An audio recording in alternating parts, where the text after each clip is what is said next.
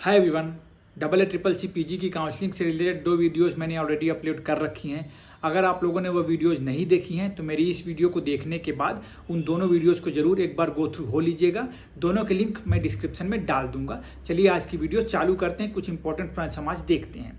तो सबसे पहले कहाँ पे कितनी कितनी सीट्स काउंसलिंग के थ्रू मतलब डबल ए ट्रिपल सी का जिसमें रोल है वहाँ पे फिलअप होने वाली है। तो देखिए आगे आपको स्क्रीन पर दिख रहा होगा 15% मतलब 15% ऑल इंडिया कोटे की सीट्स जो गवर्नमेंट में और गवर्नमेंट एडेड इंस्टीट्यूट्स में होगी, इनका counselling double A triple C कराएगी। 100% पीजी की सीट्स बीएचयू की, जिसमें कि ऑल इंडिया कोटे की 50% सीटें और इंस्टीट्यूशनल बीएचयू के कोटे की 50% सीटों की counselling double A triple C ही कराएगी। नेक्स्ट 100% आईटीआरए जामनगर की सीट्स की counselling double A triple C के थ्रू होगी। 50% एनआईए जयपुर की सीट्स काउंसलिंग के थ्रू यहाँ पे फिलअप होंगी अभी डबल ए ट्रिपल सी वाली। वैसे ही 50% पीजी सीट्स अय्या गोवा की इसी काउंसलिंग से भी फिलअप होने वाली हैं। नेक्स्ट हम देखते हैं यहाँ पे आगे, यहाँ पॉइंट में लिखा है कि 100% PG A you and H seats of all deemed universities. तो जितनी भी डीम्ड यूनिवर्सिटीज़ हैं उनकी 100% सीटें डबल ए ट्रिपल सी के काउंसलिंग प्रोसेस से ही फिलअप होने वाली हैं। इस बात का आप लोग विशेष ध्यान रखिएगा। नेक्स्ट हम देखते हैं चैप्टर नंबर 2, यहाँ पे लिखा हुआ है काउंसलिंग टाइप्स एंड राउंड्स कैसे क्या होने वाले हैं। तो 15% जो सीट्स जो ऑल इंडिया कोटे की है जो डबल ए ट्रिपल सी के काउंसलिंग के थ्रू फिलअप होंगी। इसमें लास्ट में क्या लिखा है, इसको आपको ध्यान रखना है कि the stay vacancy round will be conducted for admission in vacant seats after completion of third round और no seats will be reverted to the participating institutes after completing of all round of double A triple C PG counselling. मतलब कि all India कोटे की जो भी seats हैं, मान लीजिए वो थर्ड राउंड तक भी फिलअप नहीं होती है तो फिर वो स्टे वैकेंसी राउंड में चली जाएगी, जिसकी भी counselling double A triple C ही कराएगा, स्टेट में नहीं जाएगी वो सीट, इसको ध्यान रखिएगा। नेक्स्ट ऑल इंडिया कोटा की सेंट्रल यूनिवर्सिटीज और नेशनल इंस्टीट्यूट्स की सीट्स के बारे में वही है कि no seats will be reverted to the participating institutes after completing of all rounds of double A triple C PG counselling. फिर डीम्ड यूनिवर्सिटीज़ के बारे में थोड़ा सा आपको देखना है कि 100% डीम्ड की सीटें इसी काउंसलिंग के थ्रू भरी जाएंगी। तो all eligible candidates including JNK जो जम्मू कश्मीर वाले हैं वो भी यहाँ पे फिल कर सकते हैं। Who have qualified for the AIA PGT 2023 and registered in double A triple C PG portal are eligible to participate. फिर there will be 4 rounds of counselling, 1 2 3 4 सबको पता है, 1 2 3 और स्टे वैकेंसी।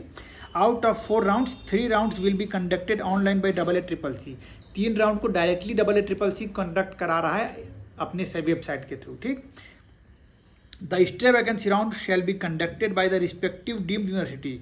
और जो स्टे वैकेंसी राउंड हो respective deemed universities के पास चली जाएंगी, for which the double A triple C ministry of oil will forward the list of registered eligible candidates. इसके लिए क्या होगा, डायरेक्टली वो लोग अपने से नहीं ले सकते हैं, यहाँ से एक लिस्ट जाएगी उन इंस्टीट्यूट्स में, उनसे ही उसको लेना है, उनके भी rank wise. To the respective deemed universities only candidates registered in the double A triple C PG counselling are eligible for the stay vacancy round conducted by deemed universities. तो इसके लिए आपको ध्यान रखना है कि यहाँ पर रजिस्ट्रेशन करना बहुत जरूरी है अगर आप डीम्ड में लेने का मन बना रहे तब भी से। All PG seats of deemed universities are domicile free. मतलब यहाँ पे डोमिसाइल के लिए आपको परेशान नहीं होना है कि मूल निवास प्रमाण पत्र बनवाना हो। एंड अनरिजर्व्ड, और अनरिजर्व्ड भी हैं। Example, reservation policy of central government is not applicable. वहाँ पे सेंट्रल गवर्नमेंट की रिजर्वेशन पॉलिसी एप्लीकेबल नहीं रहेगी।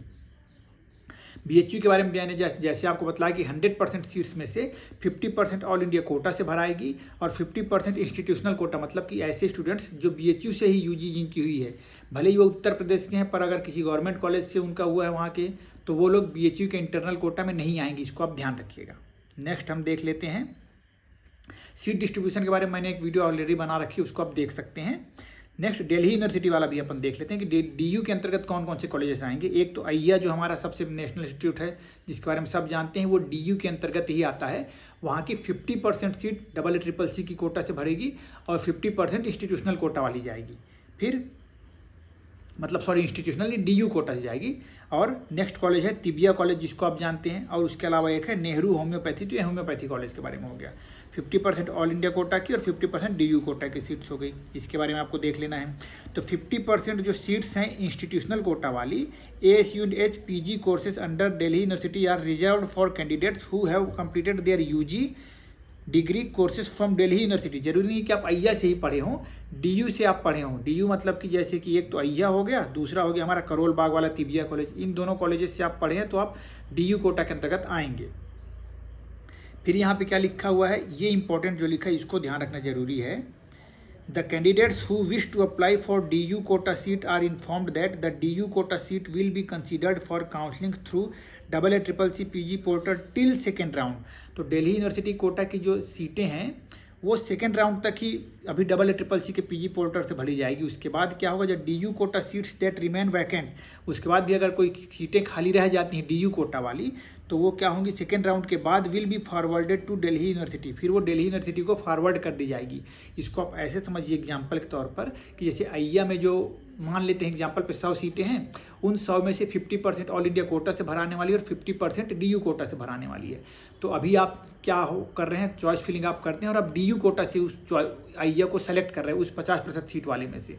तो सेकेंड राउंड तक वो 50% सीट भर जाती है तब तो ठीक है, अदरवाइज जितनी भी सीटें बचेंगी वो सेकेंड राउंड के बाद दिल्ली यूनिवर्सिटी को दे दी जाएगी कि वो अपने तरीके से फिर उसको फिलअप करा लेंगे। नेक्स्ट हम रिजर्वेशन पॉलिसी थोड़ा देख लेते हैं, क्विकली इसके बारे में बतला देता हूँ। Reservation policy of the central government in all India quota seat surrender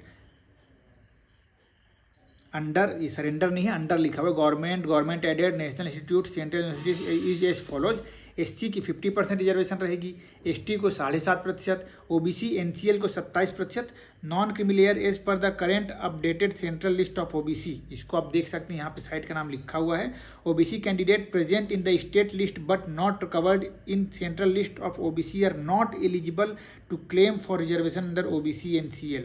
ठीक है, तो सेंट्रल काउंसलिंग में सेंट्रल वाला लिस्ट ही चले गई, आप ध्यान रखिएगा। जनरल EWS की 10% सीटें हैं एज पर द प्रिवेलिंग नॉर्म्स एंड और notification of the government of India. PWBD की 5% सीटें हैं, इसको ध्यान रखिएगा आप लोग। Candidates belonging to the creamy layer of OBC are not entitled to reservation, such candidates are treated as general candidates I unreserve category. They will be eligible only for the open seats, the seats for which the candidates are eligible. The benefit of general EWS reservation will be given only to those general category candidates who satisfy the condition specified by the directive issued by the Ministry of Social Justice and Empowerment from the time to time. Candidates with at least 40% impairment irrespective of type of disability, कम से कम 40% disability वालों को ही PWD का benefit मिलता है, आप सभी ये बात को जानते हैं।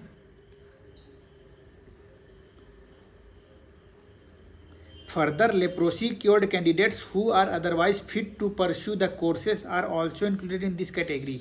हालांकि आज के डेट में तो मुझे नहीं लगता कोई ऐसा केस मिलेगा, फिर भी अगर किसी को लेप्रोसी हुआ रहा हो और वो ठीक हो गया हो, वो भी अभी PWD के कैटेगरी के भी थ्रू फॉर्म अपना ले सकते हैं, मतलब सीट अभी।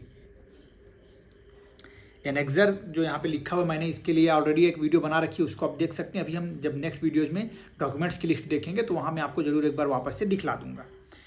रिजर्वेशन पॉलिसी में इस फिलहाल इतना ही है। हाँ, रिजर्वेशन कन्वर्जन कैसे होगा, मान लीजिए वो उस कैटेगरी की सीट ही नहीं फिल हो पा रही, तो उसके बारे में क्या यहाँ पे लिखा हुआ है, ये टेबल एक बना है, इसको आपको ध्यान रखना है।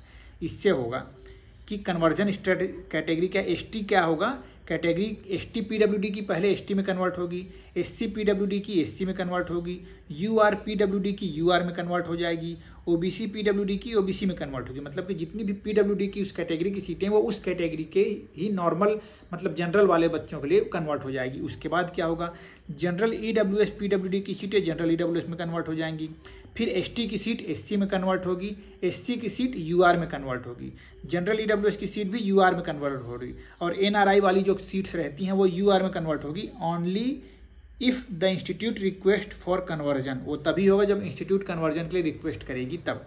तो ये कन्वर्जन वाली चार्ट हो गई हमारी। इस वीडियो में फिलहाल हम इतना ही रखते हैं। उम्मीद है आप लोगों की हेल्प हो रही है। वीडियो को लाइक शेयर सब्सक्राइब करना मत भूलिएगा। Stay connected and thank you so much.